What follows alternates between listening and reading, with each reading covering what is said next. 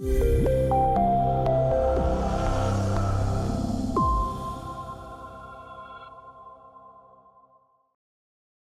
kind of going over and just reviewing perimenopause symptom phases so that you guys understand what that looks like in terms of staging. And then we're going to also talk about some cluster identification, right? So this can be a really helpful tool for you guys just because the terrain for a perimenopause patient is ever shifting, right? So it's almost like, I always say that's like almost like they're playing whack-a-mole, right? Like one week they'll come in with a different set of symptoms. And it's kind of our job to understand and manage those properly. So cluster identification can be really helpful. And then we're going to chit chat a little bit about a cohort study conducted that kind of talked about anxiety and sleep and those weight changes that happen in midlife women. So I just wanted to pause here and think about this for a moment, right? So there's only one menopause specialist for every 32,000 women aged 35 to 64 in the United States, right?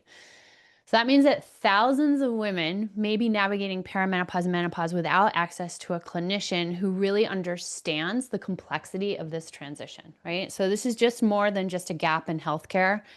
It's a barrier to informed, personalized support that is really needed at the most impactful stage of a woman's life.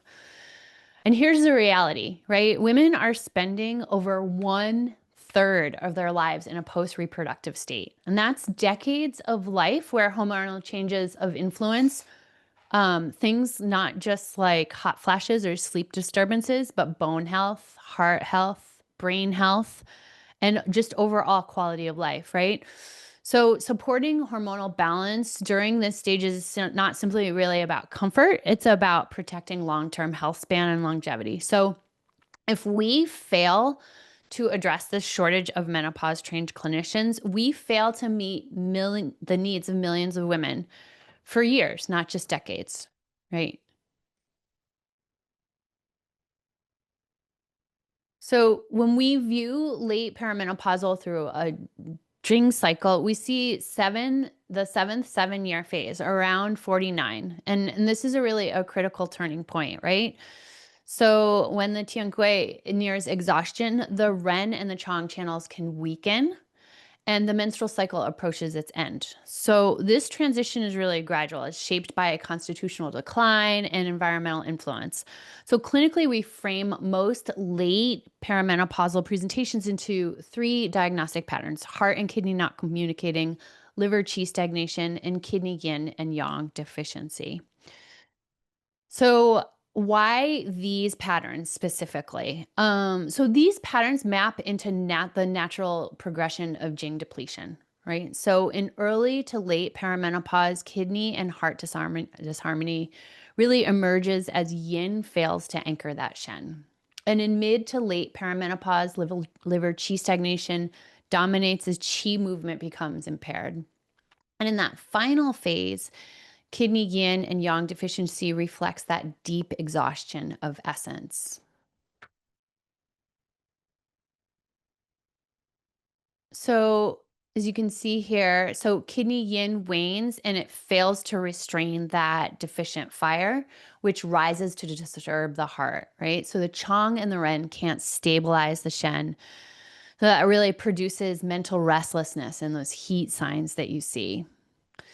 So, here are some things to consider in terms of the clinical picture and what we usually see with diagnostic impressions.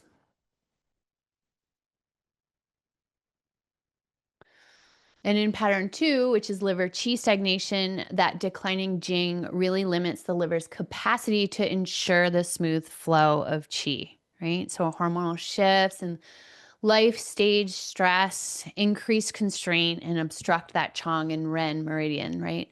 And produce emotional and digestive symptoms. So again, we might see a normal tongue here or show slightly red edges, and the pulse is typically wiry. Okay, and then for this other pattern, kidney yin and yang deficiency, that long-term standing yin depletion can weaken that yang, and diminish yang fails to generate the yin. And this is the terminal stage of yin decline in the perimenopause process. Both warming and moistening functions are compromised.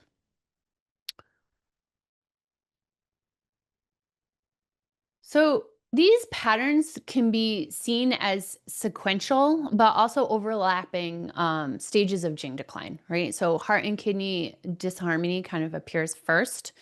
And then we see an overlay of liver qi stagnation. It develops as those internal and external pressures start to mount.